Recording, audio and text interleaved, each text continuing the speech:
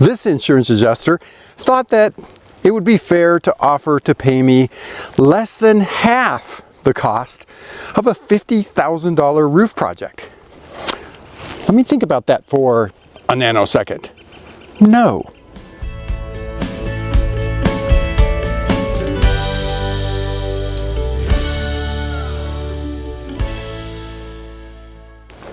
Hi everybody, this is Tracy Bookman, owner of Homestead Roofing, and on today's Walk in the Park video, we're going to give you another real-world example of how an insurance company is trying to avoid paying legitimate claims to a homeowner to pay for a re-roof project. But first, probably wondering about this, so we made a little video to explain it. It's only 2 minutes long. We'll link to that right up here. Feel free to go watch that video, find out what happened, then come back and watch this video. So in this example, the roof was a specialty product. What I mean by that is it wasn't just your standard asphalt shingle. It was actually a metal tile or a metal panel. But even beyond that, even though it was a metal tile, it was unique even among metal tile products, like typically a Decra product. So this was different. Now, we have installed that same product on that same house twice before. That's kind of an important point to remember. But at both times that we've installed that product before, to the best of my knowledge, and according to the manufacturer's rep, that was the only house in our city that that product was installed on, and we were the only roofer based in our city that had installed that product. So the homeowner had received his claim because he had already filed the claim before we got to the house, and so our estimate was more than twice what the insurance claim amount had. Okay, I get that. I understand that because this, again, the software that the insurance companies use to write their estimates, called Xactimate, it had no way to acknowledge what that product was, had no understanding what the product was, because everything is just line item driven. It's all pre-populated in a template in Xactimate. So I got it, no problem. We're just gonna send in our estimate to the insurance company and show them, you know, what this product is and what the cost is going to be. So the end cost to replace this roof with the same product now, 2 years after we'd installed it the last time, was $50,000. Now this particular insurance company doesn't use their own adjusters. They hire subcontractor adjusters to go out to the houses and evaluate the loss for them and come up with a claim amount. Again, that's an important point to remember. The adjuster that comes to the house is called the field adjuster. The adjuster that works back at the company is called the desk adjuster. So we send in our estimate to the email address for the insurance company that goes to the desk adjuster. The desk adjuster then sent it back to the field adjuster to basically argue with our costs. So the desk adjuster is trying to communicate to us through the field adjuster. Now remember, the field adjuster is a subcontractor. He gets paid a commission. Yes, that's right.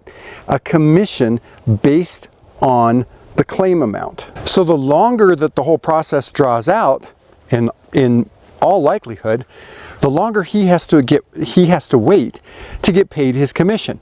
So now the desk adjuster's telling him that she disagrees with our costs and she wants him to resolve it. So now we have to jump through a series of hoops. Well, since we had told them that we had installed this roof 2 times previously, so we knew exactly what it was going to cost to do it. So then hoop number 1 that they wanted us to jump through was they wanted us to send them the insurance claim from the previous time that we had roofed the house. The previous time we did it was for a different homeowner with a different insurance company. Ordinarily, in those situations, I would say no. But what I did was I redacted all of the information that wasn't relevant to what it was that they needed to know. So basically, I redacted everything except for the price. So it showed on the previous insurance claim, it showed Homestead Roofing bid and then the price. And I redacted everything else except for, I think I left in the insurance company name so they could see that it was a valid claim. Surprise, surprise. The desk adjuster said that that wasn't sufficient evidence to show what the cost would be to replace the roof today. Well, duh, yeah, it's going to be more expensive. It's 2 years later and it's a steel roof. The cost of steel didn't stay the same or go down. So then the poor field adjuster gets told by the desk adjuster that he has to make us jump through hoop number 2. And that's, they wanted us to send them our material supplier's pricing on the product. Eeny, meeny, miny, no. We're not sending you our material supplier pricing. That's proprietary information that you can then, as an insurance company, use against us or use against other roofers. So we had to fight that battle for a couple weeks until finally they relented in asking us for our material pricing. But then, guess what?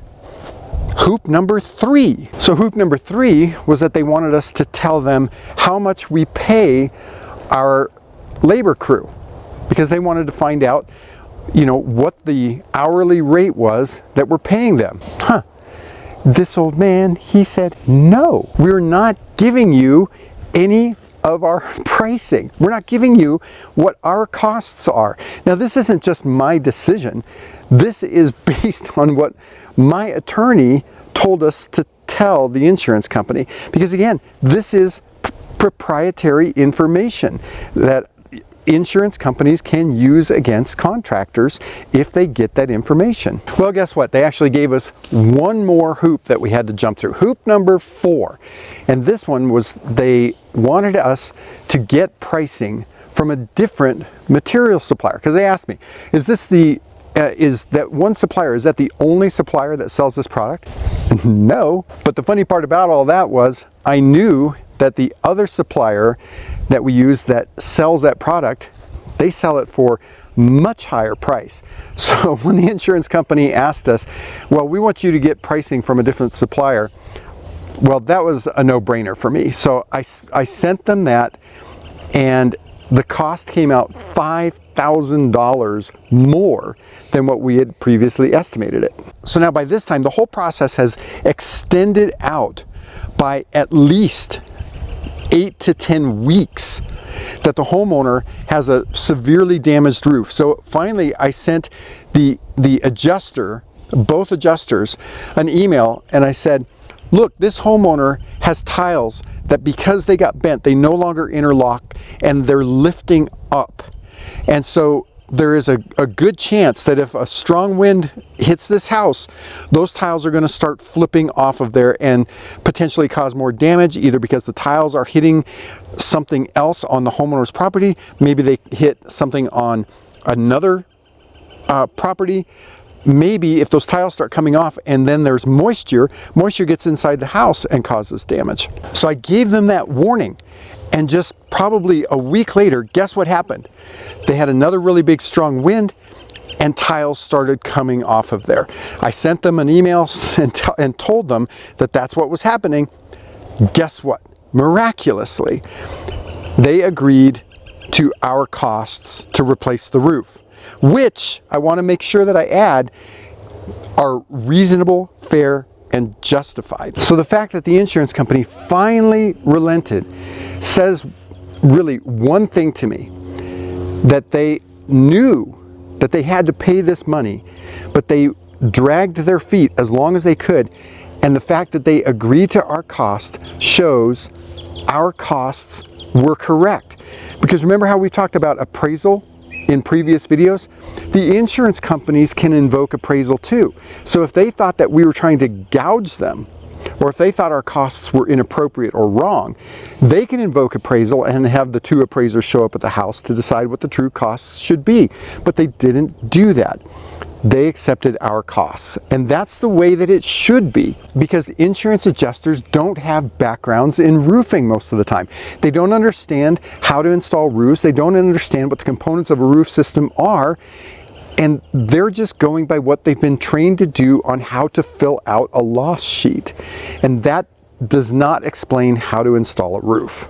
Thankfully, in this situation, the homeowner was very patient and trusted us, and that we knew what we were doing. We knew what it was going to cost to install this roof. So he rode it through the whole, I think, about 10 to 12 week long process until finally he was able to get the money in the claim that was necessary to do the roof correctly. So homeowners, if your roofer is dealing with this, I've mentioned this in every one of these videos, please give him some assistance. If you've asked your roofer to interface and interact with your insurance company and go through all of this, there could come a time where he asks you to step in, because like I've said before, you have all the leverage. The roofer has none of the leverage.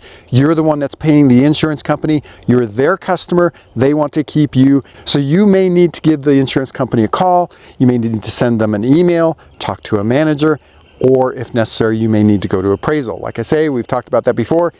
I'll link to a video right up here talking about appraisal. If this has been a helpful video for you, please give us the big thumbs up. Share the video, send it to people that you think might need this information. If you've got any questions about this topic or any other roofing related topic, give us a call right here at our office phone number, 719-433-6991. You can also visit our website.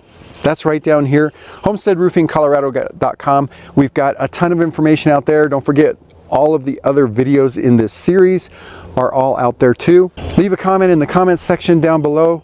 Let us know what questions you have. Let us know what you thought. If you're an adjuster, I'd love to hear from you. Please subscribe to our channel. Click the bell icon up there so that way you get notified when we've got new videos. And until our next Walk in the Park video, I'm Tracy Bookman, owner of Homestead Roofing.